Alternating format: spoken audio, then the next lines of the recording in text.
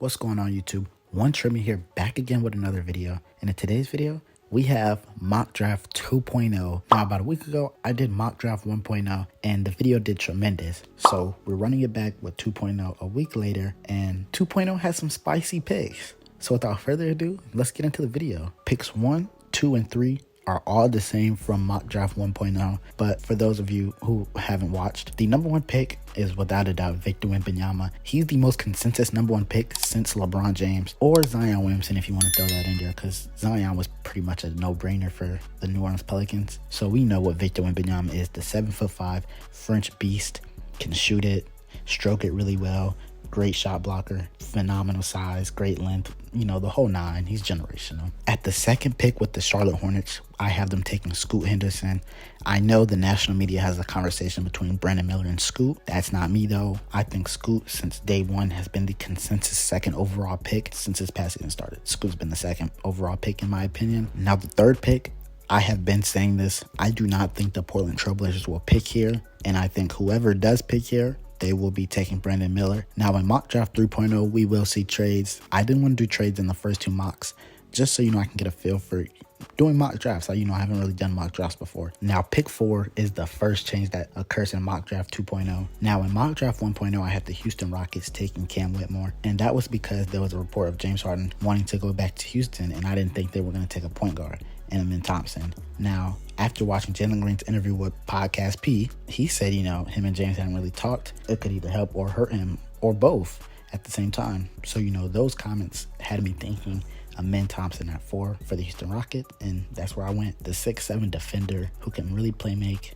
great size at his position. The shooting is a concern, but having Ime Udoka there as a head coach, I think he wants somebody who can defend at the 1 and who can be a point of attack defender, and Amen Thompson can be a point of attack defender at the next level. At pick 5, I have Cam Whitmore. The Detroit Pistons are in an odd spot. They had the best odds to land the number 1 pick, and they slipped. Once again, last year they had some really good odds and they slipped once again. This year, slipped to 5. 5's not a bad spot to be in, but Detroit, they don't need a guard. They already have Jaden Ivey, Cade Cunningham. I think Cam Whitmore's the perfect fit right here for the Detroit Pistons. Another guy I was looking at here was Jarace Walker, but they have Jalen Duren at the 5, and Jalen Duren can't really shoot it. So Jarace can't really shoot it either. So that would be 2 big men that can't really shoot it, and we're not in that era anymore. So I went with a 3 and Cam Whitmore, who has shooting upside, and I think Cam Whitmore will slide right into that starting 3 spot or come off the bench since they have Boban Bogdanovic there who can really shoot the ball and stretch the floor for the Detroit Pistons. Now, pick 6, my Orlando Magic. A lot of Magic fans want Grady Dick. They want Ausar Thompson,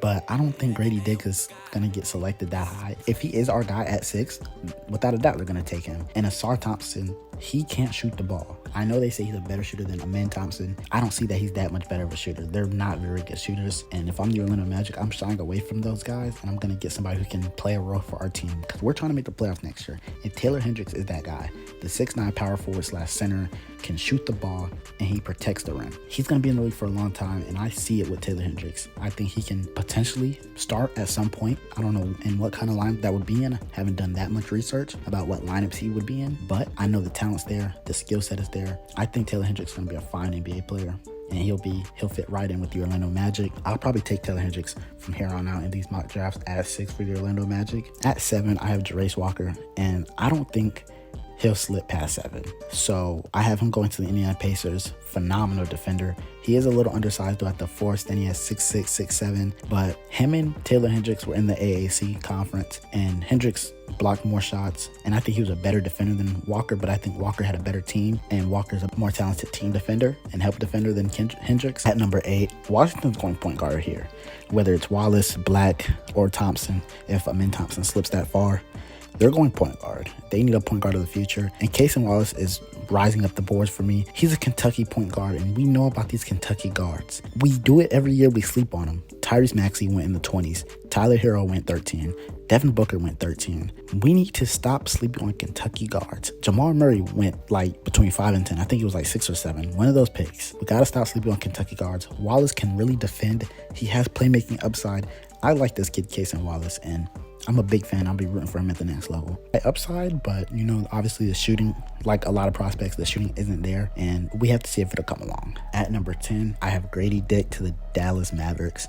I don't know if the Dallas Mavericks will pick here, but if they do, they're going either Jordan Hawkins or they're going Grady Dick, if one of those guys are available. I don't think they're going to go Lively. They might go Lively, but I don't know, because they do need a big man, but they also need, you know, shooters to surround Luka Doncic, and that's what's going to be the formula, having shooters around Luka Doncic. And Hawkins and Dick are the two best shooters, in my opinion, in the draft class. But Dick, you know, the 6'7", 6'8" wing shooting guard, whatever you want to call him, can really shoot the ball. Very good at catch and shoot, very good cutter and moving off the ball. And I think he'll fit into any system. He's just not a Swiss Army knife, but a plug and play guy where he'll shoot the ball, cut, play good team defense, rebound the ball well, and he's sneaky athletic as well. Number 12, I have the Oklahoma City Thunder taking Bilal Coulibaly from France, and he played with Victor Wembanyama, the #1 overall pick. But in mock draft 1.0, I had him taking Jet Howard from Michigan. You know, shooter. Everybody needs a shooter on their team, so why not take Jet Howard there? But Coulibaly, he's a 6'7" small forward. They have him listed as small forward, but he can really play 1, 2, 3,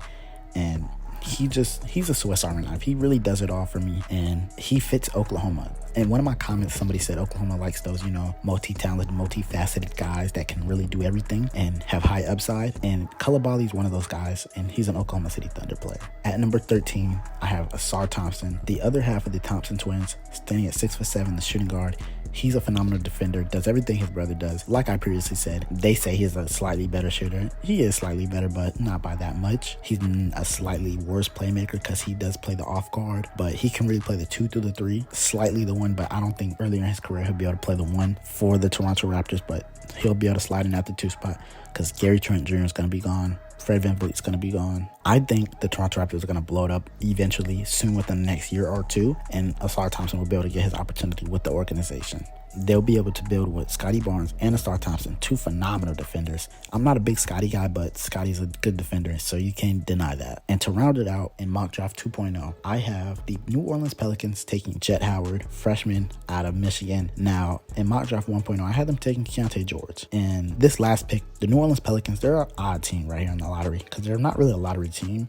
However, you have to take somebody here, so they'll probably have a different guy getting taken for me in each of these mock drafts. So in this one, I have him taking Jet Howard, shooting guard. He can really shoot it, so like I said about him earlier, you can't have too many shooters on your team. That's where the league's going, so you gotta have some shooters. But that's all for me to round off mock draft 2.0. So I hope you guys all enjoy this video, but without further ado, I'm One Trimmy, and I'm out.